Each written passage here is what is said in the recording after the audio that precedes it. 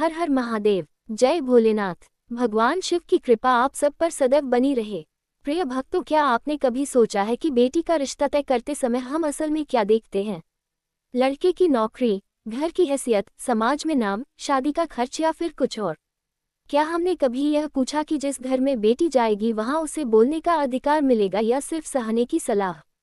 क्या वहां उसकी हंसी को सम्मान मिलेगा या उसे समझौता करना सीखो, ये कहकर चुप करा दिया जाएगा? हर माता पिता बेटी की विदाई के समय कहते हैं कि हमने उसे अच्छे घर भेजा है। लेकिन क्या अच्छा घर बड़ा मकान होता है या बड़ा दिल? क्या रिश्ता जोड़ते समय हम ये परखते हैं कि उस घर में बेटी इंसान बनकर जिएगी या सिर्फ जिम्मेदारी बनकर? यही सवाल इस कथा की जड़ है, क्योंकि बेटियों के रिश्ते सिर्फ दो परिवारों को नहीं जोड़ते, वे आने वाली पीढ़ियों का भी भविष्य तय करते हैं। और जब ये रिश्ता गलत जगह हो जाता है तो उसकी कीमत सिर्फ एक बेटी नहीं बल्कि पूरा समाज चुकाता है। आखिर हमें बेटियों का रिश्ता कैसे घरों में करना चाहिए? ये कहानी इसी सच को सामने लाती है जो अक्सर शादी के शोर में दब जाता है। कैलाश पर्वत की नीरव ऊंचाइयों में उस दिन कुछ अलग ही शांति थी। मंद मंद बहती वायु में डमरू की गूंज अभी अभी शांत हुई थी और भगवान शिव समाधि से उठकर माता पार्वती के समीप बैठे थे। माता पार्वती के मुख पर आज कोई सामान्य जिज्ञासा नहीं थी, बल्कि वह पीड़ा थी जो युगों युगों से हर माता के हृदय में पलती आई है। वह पीड़ा जो हर उस घर में जन्म लेती है जहां बेटी को बोझ समझा जाता है और विवाह को केवल सामाजिक लेनदेन बना दिया जाता है। माता पार्वती ने अत्यंत कोमल किंतु गहरे स्वर में कहा, नाथ, आज पृथ्वी पर मैंने फिर एक दृश्य देखा। एक बेटी के हाथ पीले हो रहे थे, पर उसके नेत्रों में भय था। उसके माता पिता की आंखों में असहायता थी और जिस घर में उसका रिश्ता तय हुआ था वहां अहंकार और अपेक्षाओं की भारी परछाई थी। क्या यही विवाह है? क्या यही बेटी का भाग्य है? क्या बेटी का रिश्ता ऐसे ही तय किया जाना चाहिए? माता पार्वती के प्रश्न में केवल एक स्त्री की व्यथा नहीं थी बल्कि समस्त सृष्टि की बेटियों की पुकार समाई हुई थी। भगवान शिव ने नेत्र खोले और मंद मुस्कान के साथ बोले, पार्वती, तुमने जो देखा वह आज का नहीं, ये त्रेता, द्वापर और कलयुग तीनों का सत्य है। परंतु ये सत्य नहीं कि बेटी का रिश्ता ऐसे ही होना चाहिए। दोष विधि का नहीं, दोष मनुष्य की दृष्टि का है। माता पार्वती ने कहा, नाथ, तब आप ही बताए बेटी का रिश्ता किस प्रकार और किन घरों में करना चाहिए, क्योंकि यदि यह ज्ञान धरती तक नहीं पहुंचा तो हर बेटी का जीवन केवल समझौतों की आग में जलता रहेगा। भगवान शिव ने गंभीर स्वर में कहा, सुनो पार्वती, आज मैं तुम्हें केवल उपदेश नहीं दूंगा, मैं तुम्हें एक कथा सुनाऊंगा। ऐसी कथा जिसमें तुम स्वयं देखोगी कि बेटी का रिश्ता जब धर्म, करुणा और समानता पर होता है तब वह केवल दो परिवारों को नहीं, आने वाली पीढ़ियों को भी संवार देता है। और जब ये रिश्ता लोभ, अहंकार और दिखावे पर होता है तब वही रिश्ता अभिशाप बन जाता है। ये कथा किसी राजा की नहीं, किसी ऋषि की नहीं, बल्कि एक साधारण गृहस्थ परिवार की है। क्योंकि सबसे बड़ी भूल और सबसे बड़ी सीख हमेशा साधारण जीवन से ही जन्म लेती है। ये कथा उस पिता की है जिसने बेटी को धन नहीं संस्कार देकर विदा किया। उस माता की है जिसने बेटी को सहन करना नहीं प्रश्न करना सिखाया। और उस घर की है जिसने बेटी को बहू नहीं लक्ष्मी समझकर अपनाया। माता पार्वती ध्यान से सुनने लगी और कैलाश की नीरवता कथा के लिए स्वयं को समर्पित करने लगी।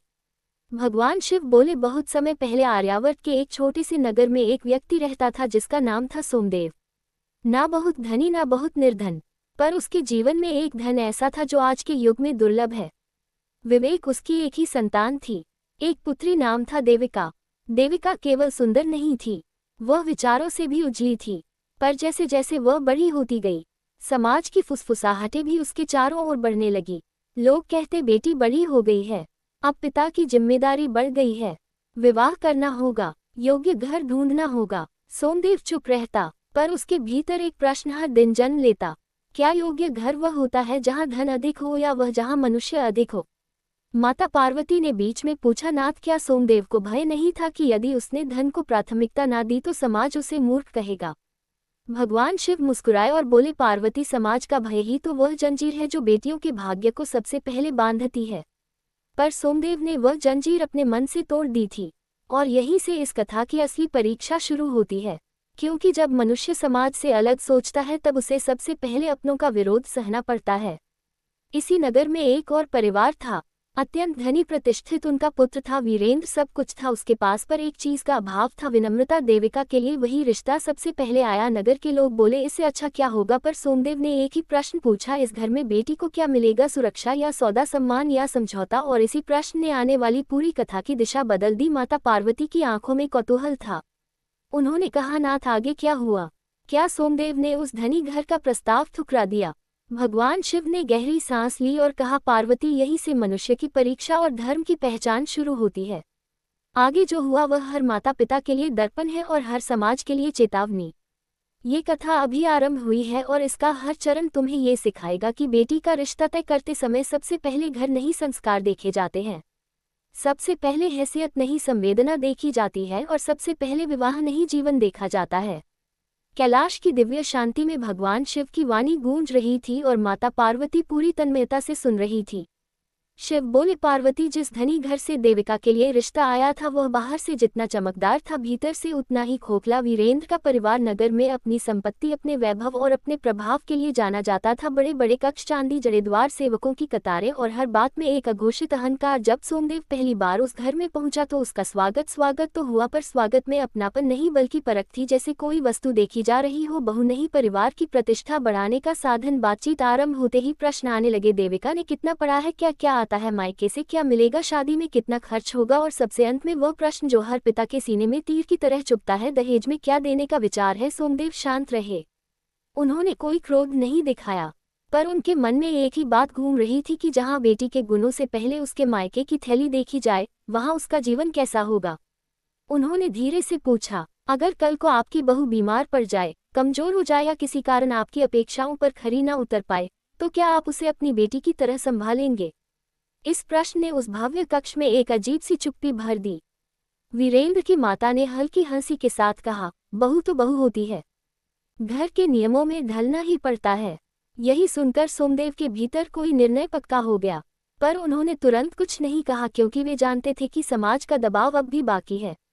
जब ये रिश्ता नगर में चर्चा का विषय बना तो लोग सोमदेव को समझाने लगे, इतना अच्छा घर, इतना धन, इतनी इतनी सुविधा, बेटी का भाग्य खुल जाएगा। कौन सा पिता ऐसा अवसर छोड़ता है? कुछ ने ताना भी दिया कि आजकल आदर्शवाद पेट नहीं भरता, पर सोमदेव हर बात सुनकर केवल इतना कहते, बेटी का भाग्य धन से नहीं दृष्टि से खुलता है। इधर देविका भी सब समझ रही थी, वह चुप थी, पर उसकी आंखें प्रश्न पूछ रही थी।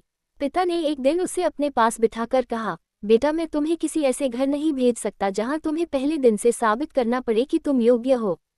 देविका की आंखें भर आई, उसने कहा, पिता, मैं आपके निर्णय में सुखी रहूंगी, चाहे वह समाज को कितना ही गलत क्यों ना लगे। माता पार्वती ने भावुक होकर पूछा, नाथ, क्या सच में सोमदेव ने उस रिश्ते को अस्वीकार कर दिया? भगवान शिव ने कहा, हाँ पार्वती, उसने उस प्रस्ताव को विनम्रता से ठुकरा दिया, और उसी दिन उसने एक बात समझ ली कि सही रिश्ता ढूंढना आसान नहीं, पर गलत रिश्ता स्वीकार करना सबसे बड़ा पाप है। पर कथा यही समाप्त नहीं होती, क्योंकि असली परीक्षा तब आती है जब मनुष्य सही को चुनता है और पूरा संसार उसे गलत ठहराता है। वीरेंद्र के परिवार ने इस अस्वीकार को अपमान समझा। नगर में बातें फैलने लगी कि सोमदेव को घमंड है कि उसकी बेटी कुछ ज्यादा ही पढ़ी लिखी है, कि वह ऊंचे सपने देखता है। देविका ने ये सब सुना, पर उसने कभी पिता से शिकायत नहीं की। उसके भीतर कहीं यह विश्वास जन्म ले चुका था कि जो निर्णय धर्म से लिया गया हो उसका फल देर से सही पर उज्जवल होता है। भगवान शिव ने आगे कहा, पार्वती, यही मैं तुम्हें पहला सूत्र बताता हूँ। बेटी का रिश्ता वहां कभी मत करना जहां प्रश्न पहले अधिकार के हो और कर्तव्य बाद में, जहां बहू से अपेक्षाएं तो अनगिनत हो पर उसे मनुष्य समझने का भाव ना हो। माता पार्वती ने सिर झुकाकर कहा, नाथ, यह सूत्र तो हर माता पिता के हृदय में अंकित होना चाहिए। शिव ने कहा, पर अभी कथा पूरी नहीं हुई है, क्योंकि देविका के जीवन में एक और मोड़ आने वाला है। एक ऐसा घर जो बाहर से साधारण है पर भीतर से समृद्ध, और वहीं से समझ में आएगा कि बेटी का रिश्ता किन घरों में करना चाहिए। जहां धन कम हो पर धर्म बड़ा हो, जहां नियम हो पर करुणा भी हो, जहां बहू आए तो बोझ नहीं वरदान समझी जाए। कैलाश की दिव्य निस्तब्धता में माता पार्वती का मन अब उस कथा से गहराई से जुड़ चुका था, और भगवान शिव का स्वर और भी गंभीर तथा करुण हो उठा। वे बोले, पार्वती, जिस दिन सोमदेव ने धन और अहंकार से भरे घर का प्रस्ताव ठुकराया, उसी दिन उसने ये भी स्वीकार कर लिया कि अब उसे समाज की दृष्टि से कठिन पिता कहा जाएगा। पर वह ये नहीं जानता था कि धर्म का मार्ग कठिन जरूर होता है, पर अकेला नहीं। समय बीतता गया और देविका के विवाह की चर्चा धीरे धीरे कम होने लगी। लोग नए विषय ढूंढ लेते हैं, पर माता पिता के मन में बेटी के भविष्य की चिंता कभी कम नहीं होती। उसी नगर के बाहर एक छोटा सा मोहल्ला था, जहां रहता था हरिदत्त नाम का व्यक्ति। साधारण आय, सीमित साधन, पर विचार अत्यंत स्पष्ट। उसका पुत्र था अनिरुद्ध। ना कोई ऊंची पदवी, ना भारी धन, पर उसके भीतर एक गहरी संवेदनशीलता थी जो उसे दूसरों से अलग बनाती थी। अनिरुद्ध ने देविका को कभी देखा भी नहीं था, पर उसने अपने पिता से एक दिन कहा, यदि कभी विवाह हो तो मैं ऐसी जीवन संगिनी चाहता हूं जिसे मुझे समझाना ना पड़े कि वह कमजोर नहीं है, बल्कि जिसके साथ मैं स्वयं को बेहतर मनुष्य बना सकूं। हरिदत्त ने यह बात मन में रख ली। जब उसे देविका के विषय में पता चला तो उसने सीधे रिश्ता भेजने के बजाय सोमदेव से मिलने का निश्चय किया। वह अकेला आया, बिना किसी तामझाम के, बिना किसी अपेक्षा के। दोनों पुरुष आमने सामने बैठे और पहली बार किसी ने देविका के बारे में यह नहीं पूछा कि वह क्या लेकर आएगी, बल्कि यह पूछा गया कि वह क्या सोचती है, कैसे जीना चाहती है। सोमदेव को पहली बार ये लगा कि सामने बैठा व्यक्ति बेटी को सौदा नहीं, संबंध मान रहा है। हरिदत्त ने स्पष्ट शब्दों में कहा, मैं आपके घर ये देखने नहीं आया कि आपकी बेटी कितनी आज्ञाकारी है। मैं ये समझने आया हूं कि क्या हम उसे सम्मान दे पाएंगे, क्योंकि यदि हम उसे सम्मान नहीं दे सकते तो विवाह का कोई अर्थ नहीं। सोमदेव की आंखें भर आई। उन्होंने कहा, यही वाक्य सुनने की प्रतीक्षा मैं वर्षों से कर रहा था। जब देविका को बुलाया गया तो उससे भी कोई परीक्षा नहीं ली गई। उससे केवल इतना पूछा गया, तुम जीवन से क्या चाहती हो? देविका ने शांत स्वर में कहा, मैं ऐसा जीवन चाहती हूँ जहाँ मेरी बात सुनी जाए, भले मानी ना जाए, जहाँ मुझे बदलने की कोशिश ना हो बल्कि मेरे साथ बढ़ने की इच्छा हो। अनिरुद्ध ने पहली बार उसे देखा और पहली बार किसी पुरुष ने स्त्री को देखते समय अपने अहंकार को पीछे रखा। उसने कहा, मैं तुम्हें वचन नहीं दे सकता कि जीवन में कठिनाइयां नहीं आएंगी, पर मैं यह वचन दे सकता हूं कि उन कठिनाइयों में तुम्हें अकेला नहीं छोड़ूंगा। माता पार्वती ने भाव विभोर होकर कहा, नाथ, यही तो विवाह का अर्थ है। शिव मुस्कुराए और बोले, पार्वती, और यही दूसरा सूत्र है। बेटी का रिश्ता वहां करो जहां उसे पहले सुना जाए, बाद में समझाया जाए, पर कभी दबाया ना जाए। जहां उससे ये ना पूछा जाए कि वह क्या सह सकती है, बल्कि यह पूछा जाए कि वह क्या बनना चाहती है। विवाह तय हुआ बिना दहेज, बिना दिखावे के। समाज ने फिर बातें की। कहा, इतनी पढ़ी लिखी लड़की, इतना साधारण घर, पर देविका के माता पिता के मन में पहली बार भय नहीं, शांति थी। विवाह के दिन देविका जब विदा हुई तो उसकी आंखों में डर नहीं, भरोसा था। उसने अपने पिता से कहा, आपने मुझे अच्छे घर नहीं, अच्छे मनुष्य के पास भेजा है। भगवान शिव ने कहा, पार्वती, यही वह क्षण है जहां से बेटी का जीवन बदलता है, क्योंकि जहां विवाह सम्मान से होता है वहां संघर्ष भी अपमान नहीं बनते। माता पार्वती ने पूछा, नाथ, क्या देविका का जीवन वहां सुखी रहा? शिव गंभीर हो गए और बोले, सुख और परीक्षा दोनों साथ चलते हैं, पर अगला अध्याय ये सिखाएगा कि सही घर में भी समस्याएं आती हैं, पर फर्क ये होता है कि वहां बेटी को दोष नहीं बनाया जाता। और वहीं से मैं तुम्हें तीसरा और सबसे गहरा सूत्र बताऊंगा। माता पार्वती की दृष्टि कथा के हर भाव में डूबी हुई थी। शिव बोले, पार्वती, विवाह के कुछ ही समय बाद देविका का वास्तविक जीवन आरंभ हुआ। वह जीवन जिसे लोग अक्सर विवाह का अंत समझ लेते हैं, जबकि वह तो शुरुआत होती है। अनिरुद्ध का घर छोटा था, साधन सीमित थे और जिम्मेदारियां अधिक। देविका ने ये सब पहले ही स्वीकार कर लिया था, पर जीवन केवल स्वीकार करने से नहीं चलता, उसे निभाना पड़ता है। अनिरुद्ध की माता शांत स्वभाव की स्त्री थी, पर वर्षों की गृहस्थी ने उनके भीतर भी कुछ कठोरता भर दी थी। उन्हें डर था कि नई बहू कहीं उनके बेटे को उनसे दूर ना कर दे। एक दिन साधारण सी बात पर उन्होंने देविका से कठोर शब्द कह दिए।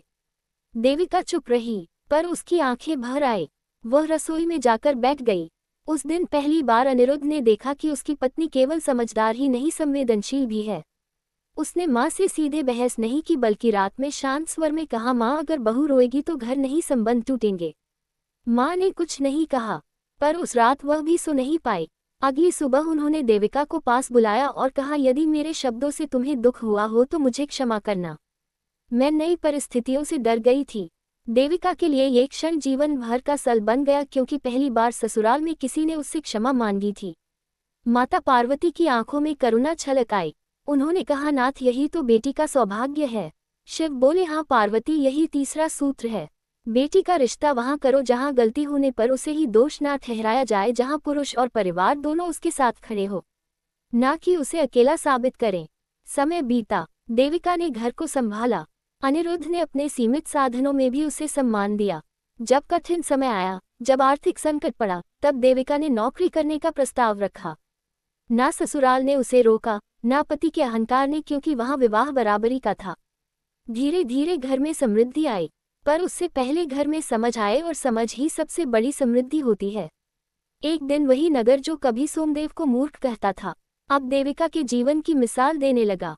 माता पार्वती ने गहरी सांस लेकर कहा, नाथ, यदि हर घर ऐसा हो जाए तो बेटियां अभिशाप नहीं आशीर्वाद बन जाए। शिव ने कहा, पार्वती, बेटियां तो पहले से ही आशीर्वाद हैं, बस मनुष्य ने उन्हें सही दृष्टि से देखना छोड़ दिया है। कथा अब भी समाप्त नहीं हुई, क्योंकि अंत में मैं तुम्हें वह सत्य बताऊंगा जिसे सुनकर हर माता पिता को अपने निर्णयों पर पुनर्विचार करना पड़ेगा, और हर समाज को अपने संस्कारों पर। भगवान शिव ने गहरी दृष्टि से माता पार्वती की ओर देखा और बोले, पार्वती, देविका की कथा केवल एक बेटी की नहीं थी, वह उस समाज का आईना बन चुकी थी जिसने विवाह को सौदे में बदल दिया था।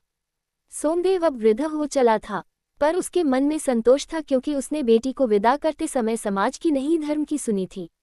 एक दिन नगर में वही लोग उसके पास आए जिन्होंने कभी उसे मूर्ख कहा था। वे बोले, आपने जो किया वह सही था, हमारी बेटियां तो अच्छे घरों में जाकर भी अकेली रह गई। सोमदेव ने तब कुछ नहीं कहा, क्योंकि धर्म जब सिद्ध हो जाता है तब शब्दों की आवश्यकता नहीं रहती। माता पार्वती ने पूछा, नाथ, क्या हर सही निर्णय तुरंत फल देता है? शिव बोले, नहीं पार्वती, सही निर्णय अक्सर पहले अकेला कर देता है, पर अंत में वही निर्णय समाज को दिशा देता है। यही पिता का मौन धर्म है, बेटी के लिए खड़े रहना, भले पूरी दुनिया विरुद्ध हो। यहीं से एक और कथा जन्म लेती है जो ये बताएगी कि जब बेटी का रिश्ता गलत जगह होता है तो उसका परिणाम केवल एक जीवन नहीं, कई पीढ़ियां भुगतती हैं। शिव का स्वर अब और गंभीर हो गया। वे बोले, पार्वती, अब मैं तुम्हें एक और कथा सुनाता हूँ। ये कथा उस पिता की है जिसने समाज की सुनी, बेटी की नहीं। बहुत समय पहले एक समृद्ध राज्य में रहता था माधव नाम का व्यक्ति, अत्यंत प्रतिष्ठित, समाज में आदर पाने वाला। उसकी पुत्री का नाम था काव्या, बेहद सुंदर, कोमल, परंतु भीतर से अत्यंत साहसी। जब उसके विवाह का समय आया तो माधव ने केवल एक ही बात देखी, लड़का बड़ा अधिकारी है, घर बहुत बड़ा है, समाज में नाम है। काव्या ने संकोच से कहा, पिताजी, मैंने उस घर के लोगों की आंखों में अपनापन नहीं देखा। माधव ने उसे समझाया, विवाह भावना से नहीं, समझदारी से किया जाता है। और यही वह वाक्य था जिसने काव्या का जीवन बदल दिया। विवाह हुआ, बड़ी थी भव्यता से, पर पहले दिन से ही काव्या को यह समझा दिया गया कि अब उसका अस्तित्व मायके से नहीं, आज्ञा से तय होगा। हर बात पर ताना, हर निर्णय में अपमान, पति मौन, सास कठोर, समाज चुप, लेकिन काव्या ने सब कुछ सहा, क्योंकि उसे यही सिखाया गया था कि सहना ही स्त्री का धर्म है। माता पार्वती का हृदय कांप उठा। उन्होंने कहा, नाथ, ये तो अधर्म है। शिवजी ने कहा, हाँ पार्वती, और यही अधर्म तब जन्म लेता है जब बेटी का रिश्ता ऐसे घर किया जाए जहां उसकी चुप्पी को गुण और उसकी सहनशीलता को मजबूरी समझा जाए। इस कथा में आगे तुम देखोगी कि गलत घर में किया गया रिश्ता केवल एक बेटी को नहीं, उसके बच्चों को भी जकड़ लेता है। भगवान शिव का स्वर अब पहले से अधिक गंभीर था। वे बोले, पार्वती, काव्या का जीवन उस घर में किसी तूफान से नहीं टूटा, बल्कि एक धीमे जहर से बिखरता गया। ये जहर था उपेक्षा, और उससे भी अधिक पीड़ादायक था उसके पति का मौन। उसका पति ना अत्याचारी था, ना क्रूर, पर वह भी नहीं था जो पत्नी के पक्ष में खड़ा हो सके। वह हर दिन ये सोचकर चुप रहता कि बात बिगड़ जाएगी, घर का माहौल खराब हो जाएगा, माँ नाराज हो जाएंगी। और इसी चुप्पी ने काव्या को सबसे अधिक तोड़ा, क्योंकि जब स्त्री पर आघात बाहर से नहीं, भीतर से होता है तो वह चीख भी नहीं पाती। वह दिन भर घर संभालती, हर नियम मानती, हर अपेक्षा पूरी करती, फिर भी उसे यह एहसास दिलाया जाता कि वह काफी नहीं है। कभी कहा जाता कि मायके से क्या लाए हो, कभी यह जताया जाता कि तुम्हारे पिता ने तो बस दिखावे की शादी की थी। काव्या रात को अपने पति से कुछ कहना चाहती, पर उसके वाक्य अक्सर अधूरे रह जाते, क्योंकि सामने बैठा व्यक्ति सुनने को तैयार ही नहीं होता। वह बस इतना कहता, थोड़ा सह लो, समय के साथ सब ठीक हो जाएगा। पर पार्वती, जो सहनशीलता को समाधान समझ ले, वह पुरुष अनजाने में सबसे बड़ा अन्याय कर बैठता है। माता पार्वती का स्वर कांप उठा। उन्होंने कहा, नाथ, क्या काव्या ने कभी विरोध नहीं किया? शिव बोले, किया पार्वती, पर हर बार उसे यही कहा गया कि बहू को घर बचाना चाहिए, बहू को त्याग करना चाहिए, बहू को समझदार होना चाहिए। धीरे धीरे काव्या को यह विश्वास दिला दिया गया कि यदि वह दुखी है तो दोष उसी में है, और यही वह बिंदु था जहां उसका आत्मविश्वास टूटने लगा। वह स्वयं को दोष देने लगी।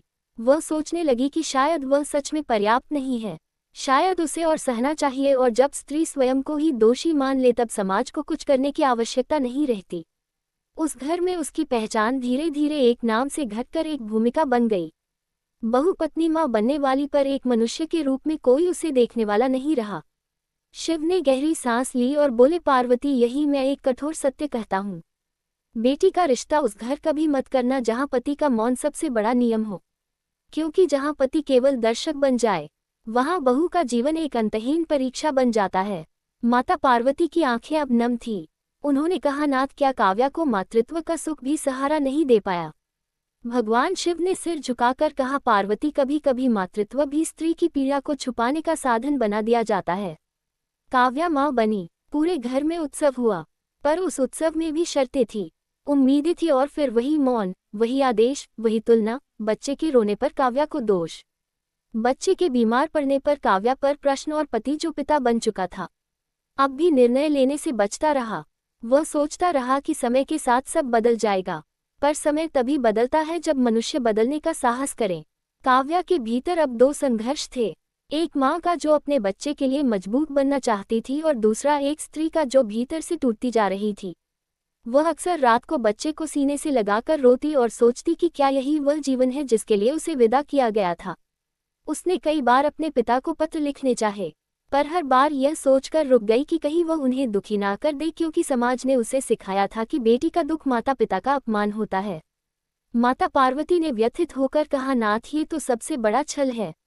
शिव बोले, हाँ पार्वती, यही वह छल है जिसने असंख्य बेटियों को भीतर ही भीतर समाप्त कर दिया है। और यहीं से यह कथा देविका की कथा से जुड़ती है, क्योंकि अब समय आ गया है कि दोनों जीवन एक ही धरातल पर मिले, ताकि संसार समझ सके कि सही और गलत घर का अंतर केवल सुख-दुख का नहीं, आत्मा के सम्मान का होता है। शिव ने दृढ़ स्वर में कहा, पार्वती, बेटी का रिश्ता उस घर कभी मत करना जहां मां बनने के बाद भी उसे अकेला छोड़ दिया जाए, जहां उसके आंसू को हार्मोन कहकर टाल दिया जाए, जहां उसका मौन सुविधा बन जाए। माता पार्वती का मन अब केवल एक श्रोता का नहीं रहा था, वह हर बेटी, हर माँ और हर पिता की पीड़ा अपने भीतर समेट चुकी थी। शिव बोले, पार्वती, अब समय आ गया है कि दोनों कथाएं एक दूसरे के सामने खड़ी हो, क्योंकि जीवन में सत्य तभी स्पष्ट होता है जब हम सही और गलत को साथ साथ देखकर समझते हैं। एक और देविका थी जिसे साधारण घर मिला पर सम्मान मिला, और दूसरी ओर काव्या थी जिसे भव्य घर मिला पर अपनापन नहीं। दोनों स्त्रियां एक ही समय एक ही समाज में जी रही थी, पर उनका संसार एक दूसरे से बिल्कुल अलग था। देविका के घर में कठिनाइयां थी पर बातचीत थी, मतभेद थे पर समाधान भी था। वहीं काव्या के घर में सुविधाएं थी पर संवाद नहीं था, नियम थे पर करुणा नहीं थी। देविका जब थक जाती तो अनिरुद्ध उसके मौन को समझ लेता, और काव्या जब टूटती तो उसका मौन ही उसके विरुद्ध प्रमाण बना दिया जाता। समय बीतता गया और संयोगवश एक दिन दोनों स्त्रियां एक ही स्थान पर मिली। यह कोई तीर्थ नहीं था, न कोई भव्य आयोजन, बल्कि एक साधारण अस्पताल का प्रतीक्षालय था, जहां दोनों अपने अपने कारणों से पहुंची थी। देविका अपनी सास के उपचार के लिए आई थी और काव्या अपने बच्चे की जांच के लिए। देविका ने काव्या की आंखों में वही थकान देखी जो कभी वह स्वयं अपने भीतर पहचानती थी, पर एक अंतर था, देविका की थकान के पीछे साथ था और काव्या की थकान के पीछे अकेलापन। दोनों में बातचीत हुई, औपचारिक नहीं बल्कि हृदय से हृदय की। काव्या ने पहली बार किसी अजनबी के सामने अपने मन का बोझ रखा। उसने कहा, लोग कहते हैं कि मैं अच्छे घर में ब्याही गई हूँ, पर कोई यह नहीं पूछता कि क्या मैं उस घर में सुरक्षित हूँ। देविका ने शांत स्वर में उत्तर दिया, अच्छा घर वह नहीं होता जहाँ दीवारें ऊंची हो, अच्छा घर वह होता है जहाँ गिरने पर कोई हाथ थाम ले। काव्या की आंखें भर आई। उसे पहली बार लगा कि शायद समस्या उसके भीतर नहीं, उस चयन में थी जो उसके लिए किया गया था। उसी दिन दोनों स्त्रियां अलग हुई, पर एक बीज दोनों के मन में पड़ चुका था। देविका ने समझ लिया कि उसका सुख केवल उसका नहीं, वह एक जिम्मेदारी है, और काव्या ने पहली बार यह जाना कि सहना धर्म नहीं, विकल्प न होना मजबूरी है। माता पार्वती ने व्यथित होकर पूछा, नाथ, क्या काव्या के जीवन में कभी परिवर्तन आएगा? शिव ने गंभीर स्वर में कहा, पार्वती, परिवर्तन तभी आता है जब मनुष्य स्वयं को दोष देना छोड़ देता है और व्यवस्था पर प्रश्न उठाना सीखता है। देविका ने उस दिन अनजाने में काव्या को एक आईना दिखा दिया था, और आईना टूटे हुए को नहीं, टूटने वाले भ्रम को दिखाता है। काव्या घर लौटी पर उस दिन वह पहले जैसी नहीं थी। उसने पहली बार अपने पति से सीधे कहा, मैं सुख की मांग नहीं कर रही, मैं केवल सम्मान चाहती हूँ। पति चुप रहा क्योंकि वर्षों की निष्क्रियता को शब्दों में बदलना आसान नहीं होता। पर वह चुप्पी भी एक संकेत थी कि कहानी अभी समाप्त नहीं हुई। शिव ने माता पार्वती की ओर देखकर कहा, पार्वती, यही वह बिंदु है जहां समाज को समझना चाहिए कि बेटी का रिश्ता तय करना केवल एक दिन का निर्णय नहीं बल्कि पूरी उम्र की दिशा तय करना होता है। देविका और काव्या दोनों उस दिशा की साक्षी हैं, एक सही चयन की, एक गलत चयन की। और आगे जो होगा वह ये बताएगा कि क्या समाज इन दो कथाओं से कुछ सीखेगा या फिर इतिहास स्वयं को दोहराता रहेगा।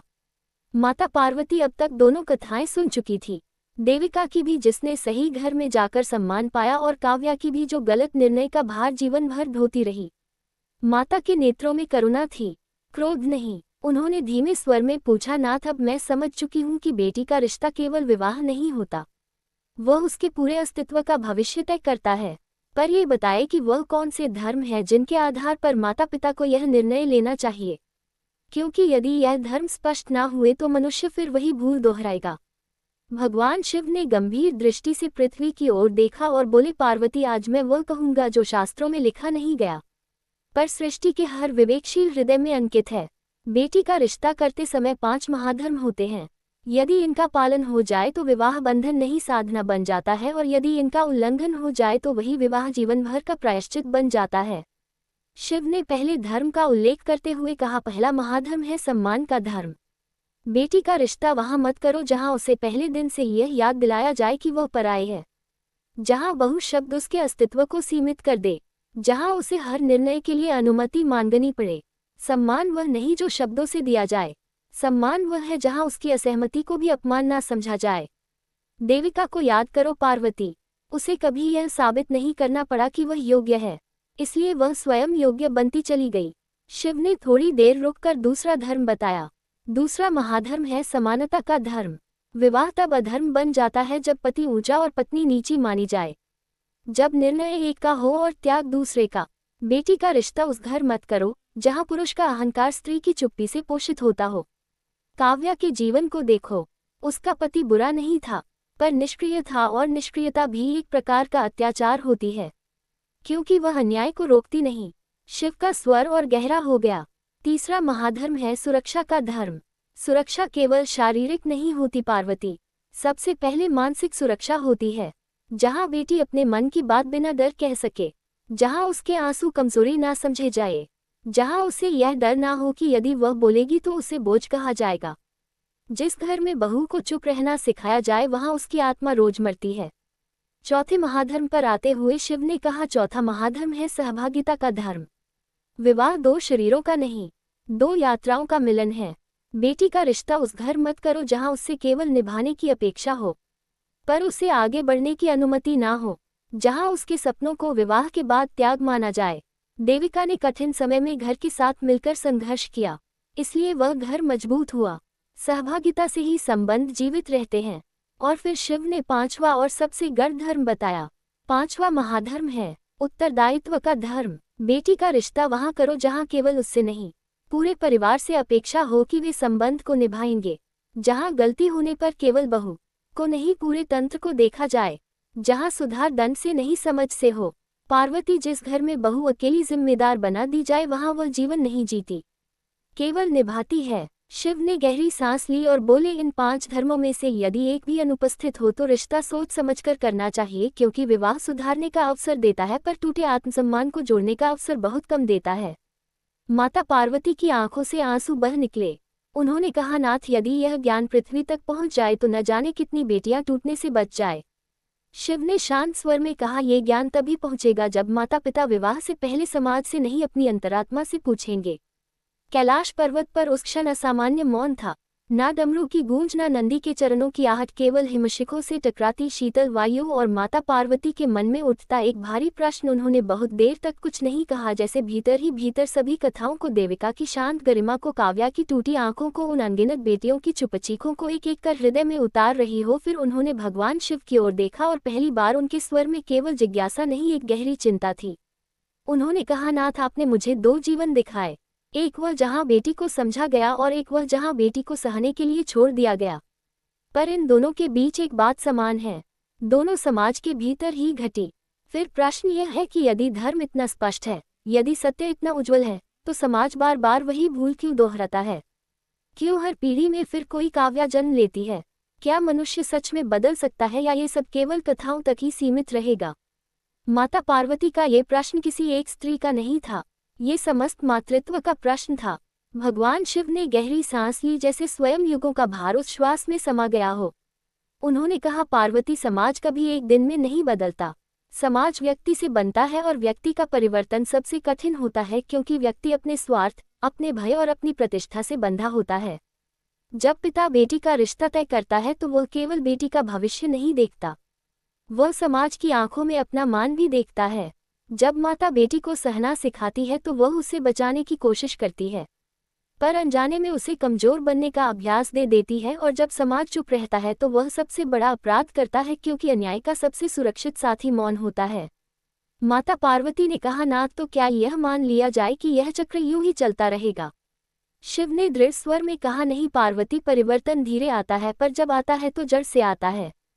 हर देविका समाज में एक बीज है, हर सोमदेव एक चेतावनी है और हर काव्या एक प्रश्न है। समस्या यह नहीं कि समाज नहीं बदलेगा, समस्या यह है कि समाज बदलने की कीमत चुकाने को तैयार नहीं। लोग बदलाव चाहते हैं पर टकराव नहीं, वे आदर्श चाहते हैं पर बलिदान नहीं। माता पार्वती कुछ क्षण चुप रही, फिर बोली, नाथ, क्या माता पिता ही समाज को बदल सकते हैं? शिव बोले, हाँ पार्वती, क्योंकि विवाह केवल दो व्यक्तियों का नहीं, दो संस्कारों का मिलन है। जिस दिन माता पिता ये समझ लेंगे कि बेटी का रिश्ता तय करना कोई अंतिम कर्तव्य नहीं बल्कि सबसे पहली जिम्मेदारी है, उसी दिन समाज की दिशा बदलेगी। जब पिता ये साहस करेगा कि वह कह सके, मेरी बेटी बोझ नहीं, मेरी पहचान है, और जब माता ये कहेगी कि मेरी बेटी सहन करने नहीं, सम्मान पाने गई है, तभी परिवर्तन शुरू होगा।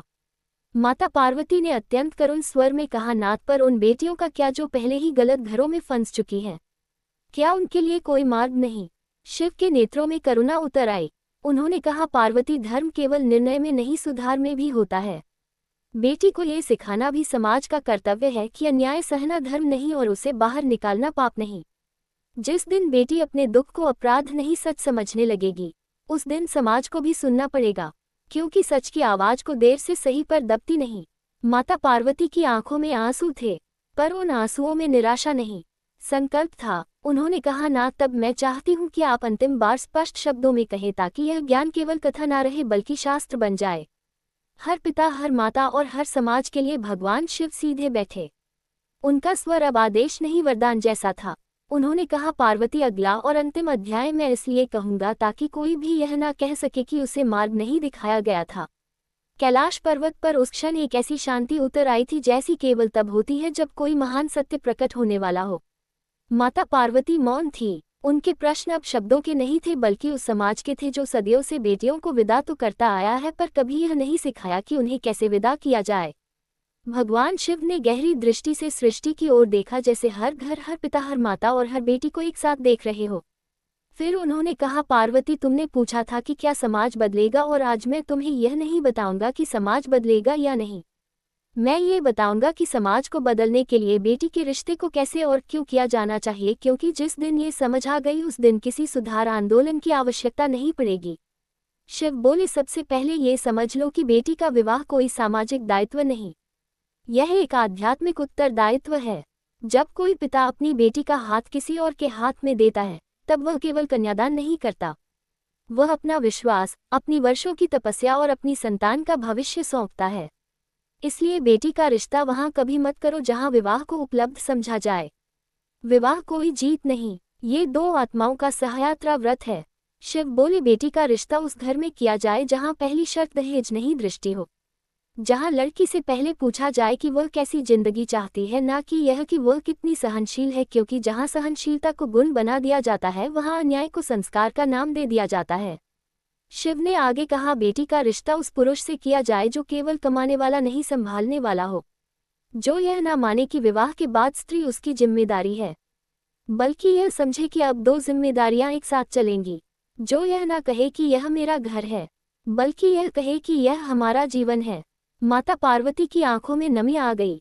शिव बोले, बेटी का रिश्ता उस घर में किया जाए जहां गलती होने पर बहू को नहीं, परिस्थिति को दोष दिया जाए, जहां स्त्री के आंसू कमजोरी नहीं, संकेत माने जाएंगे, और जहां चुप्पी को संस्कार नहीं, समस्या समझा जाए। शिव का स्वर और गंभीर हो गया। उन्होंने कहा, बेटी का रिश्ता वहां मत करो जहां ये कहा जाए कि हमारे घर की बहू ऐसा नहीं करती, क्योंकि जिन घरों में बहू की पहचान मिटा दी जाती है वहां एक दिन पूरे घर की आत्मा सूख जाती है। माता पार्वती ने सिर झुका लिया। शिव बोले, और सबसे महत्वपूर्ण बात पार्वती, बेटी का रिश्ता उस घर में किया जाए जहां उसे यह भरोसा हो कि अगर कभी उसका संसार टूटेगा तो वह अकेली नहीं होगी, जहां पति उसका पहला सहारा होगा और परिवार उसका दूसरा नहीं बल्कि समान सहारा बनेगा, क्योंकि विवाह का अर्थ सुरक्षा नहीं, सहभागिता है। शिव ने अंत में कहा, पार्वती, समाज तभी बदलेगा जब पिता ये समझेगा कि बेटी को विदा करना उसका अंत नहीं, उसकी परीक्षा है। जब माँ यह समझेगी कि बेटी को समझौते नहीं, सम्मान देकर भेजना ही सच्चा आशीर्वाद है, और जब हर घर यह स्वीकार करेगा कि बेटी बोझ नहीं, वह कसौटी है जो बताती है कि वह घर वास्तव में कितना सभ्य है। शिव ने अपनी बात पूर्ण करते हुए कहा, याद रखना पार्वती, जिस समाज में बेटियों के रिश्ते सही घरों में होंगे वहां कानून की जरूरत कम पड़ेगी, आंसू कम गिरेंगे और प्रेम अधिक जन्म लेगा, क्योंकि बेटियां जब सम्मान से ब्याही जाती हैं तब केवल घर नहीं बसते, पूरी सभ्यता समृद्धि है। ये कहकर भगवान शिव मौन हो गए। कैलाश पर डमरू की गूंज फिर से उठी, जैसे स्वयं ब्रह्मांड इस महावचन को स्वीकार कर रहा हो, और माता पार्वती के हृदय में यह विश्वास जन्म ले चुका था कि यदि यह संदेश धरती तक पहुंचा तो सचमुच एक दिन समाज बदलेगा। तो दोस्तों, यही था वह गहरा सत्य जो हमें ये समझाता है कि बेटी का रिश्ता केवल एक सामाजिक रस्म नहीं बल्कि जीवन भर की जिम्मेदारी और धर्म का निर्णय होता है। अगर यह कथा आपके मन को छू गई हो, अगर आपने इसमें अपनी बेटी, अपनी बहन या खुद को कहीं ना कहीं महसूस किया हो, तो इस कहानी को लाइक जरूर करें। इसे उन माता पिता तक पहुंचाएं जो आज भी सही और गलत के बीच उलझे हुए हैं। नीचे कमेंट में बताएं कि आपको इस कथा से क्या सीख मिली, और अगर आप ऐसी ही सच्ची, गहरी और जीवन बदलने वाली आध्यात्मिक कथाएं आगे भी सुनना चाहते हैं तो चैनल को सब्सक्राइब करके बेल आइकन जरूर दबाएं ताकि अगली कथा आप तक सबसे पहले पहुंचे। कमेंट में हर हर महादेव लिखना बिल्कुल मत भूलिएगा। फिर मिलेंगे एक नई कथा, एक नए सत्य और एक नए संदेश के साथ। तब तक जुड़े रहिए, भक्ति भावना में डूबे रहिए। हर हर महादेव, जय भोलेनाथ।